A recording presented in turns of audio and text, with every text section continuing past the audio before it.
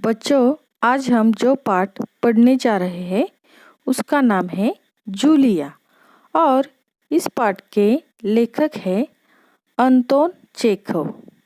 तो अब हम इनका परिचय देखेंगे।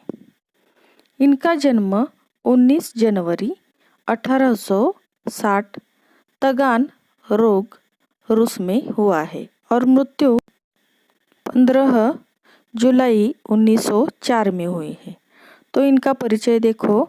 महान रूसी साहित्यकार अंतोन चेखव प्रसिद्ध कथाकार और नाटककार थे।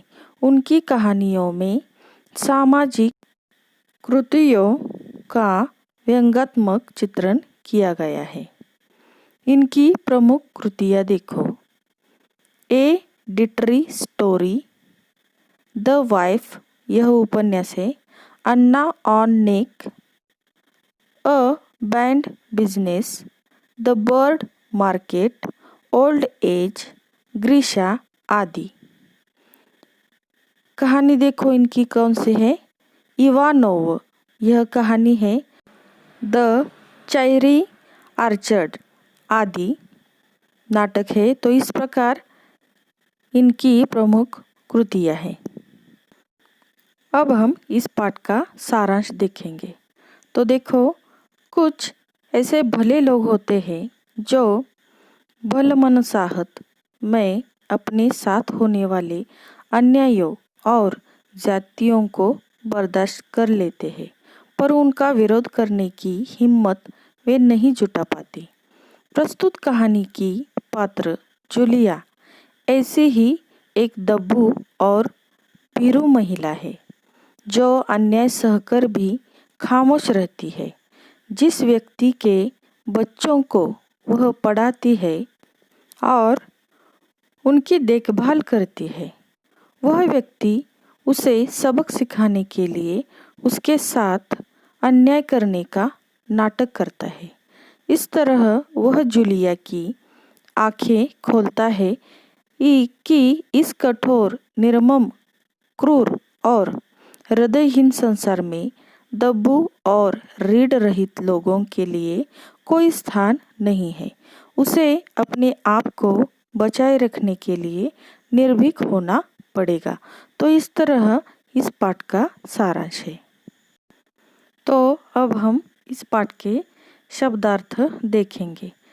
पहला देखो, तनख्वाह अर्थात वेतन, रूबल अर्थात रूसी मुद्रा, डायरी अर्थात दैनिकी, गवर्नेस अर्थात गृह शिक्षिका, नोट करना अर्थात दर्ज करना।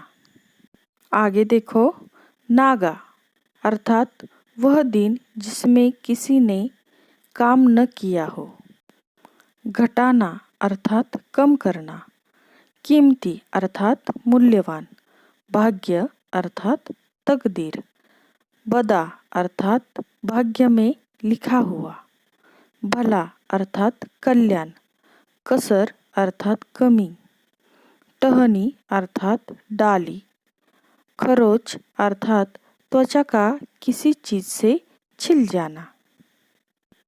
आगे देखो, क्रूर अर्थात निर्दय, रूबल अर्थात रूस की मुद्रा, भला अर्थात अच्छा, भीरू अर्थात डरपोक, खामोश अर्थात चुप, मौन, हृदयहीन अर्थात करुणाहीन, पत्थर दिल। तो बच्चों, अब हम यह पाठ विस्तार से पढ़ेंगे। देखो, इस पाठ में संवाद दिए गए हैं। तो चलो हम इस पाठ को पढ़ते हैं। तो देखो, बच्चों की गवर्नेस, जूलिया वाल्सिलदेवना आती है। जूलिया दबे स्वर में, आपने मुझे बुलाया था मालिक। गृहस्वामी, हाँ हाँ, बैठ जाओ जूलिया, खड़ी मत रहो। जूलिया बैठती हुई, शुक्रिया। गृहस्वामी, जूलिया, मैं तुम्हारी तनख्वाह का हिसाब करना चाहता हूँ। मेरे ख्याल से तुम्हें पैसों की ज़रूरत होगी और जितना मैं तुम्हें जान सका हूँ, मुझे लगता है कि तुम अपने आप पैसे भी नहीं मांगोगी। इसलिए मैं खुद ही तुम्हें पैसे देना चाहता हूँ। हाँ, तो तुम्हारी तनख्वाह 30 रूबल महीना तय हुई थी ना? जूलिया विनीत स्वर में। जी नहीं मालिक, 40 रूबल।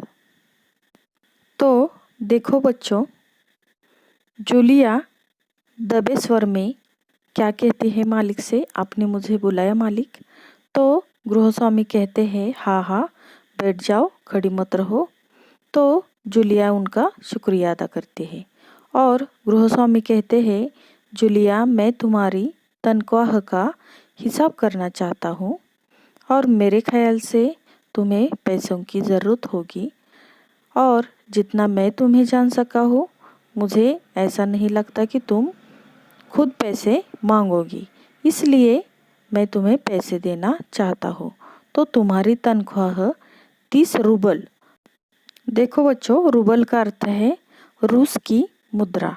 रूस यह शहर है और वहाँ रूबल यह वहाँ की मुद्रा है। जैसे हमारे यहाँ रुपये होते हैं, उसी तरह रूस में रूबल होता है।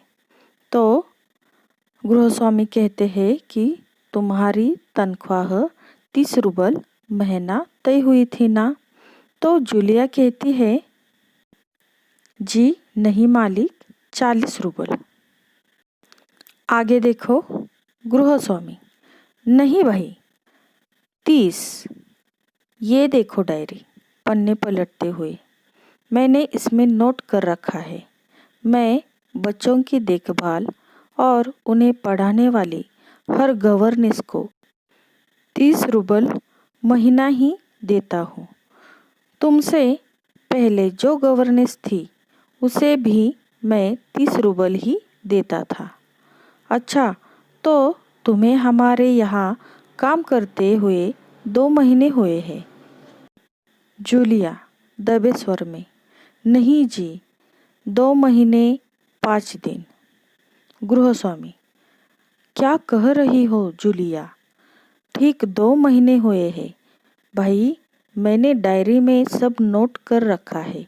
हाँ, तो 2 महीने के बनते हैं 60 रूबल। लेकिन 60 रूबल तभी बनते हैं जब महीने में तुमने एक दिन भी छुट्टी न ली हो। तुमने इतवार को छुट्टी मनाई है, उस दिन तुमने कोई काम नहीं किया, सिर्फ कोल्या को घुमाने के लिए ले गई हो। और ये तो तुम भी मानोगी कि बच्चे को घुमाने के लिए ले जाना कोई काम नहीं होता। इसके अलावा तुमने 3 छुट्टियाँ और ली है, ठीक है ना? जूलिया दबे स्वर में, जी आप कह रहे हैं तो ठीक, और रुक जाती है। तो देखो बच्चों, गृहस्वामी कहते हैं नहीं भाई, ये देखो डायरी, और मैंने इसमें नोट कर रखा है कि मैं बच्चों को देखभाल और उन्हें पढ़ाने वाली हर गवर्नेंस को 30 रूबल महीना ही देता हूँ। तुमसे पहले जो गवर्नेंस थी उसे भी मैं कितने रूबल देता था? 30 रूबल ही देता था। तो तुम्हारे यहाँ काम करते हुए 2 महीने ही हुए हैं। तो जूलिया क्या कहती है? जी नहीं, 2 महीने 5 दिन हुए हैं। तो गृहस्वामी कहते हैं क्या कह रही हो जूलिया? ठीक 2 महीने हुए हैं भाई, मैंने सब डायरी में नोट कर रखा है। हाँ, तो 2 महीने के बनते हैं 60 रूबल। लेकिन 60 रूबल तभी बनते हैं जब महीने में तुम एक दिन भी छुट्टी न ली हो।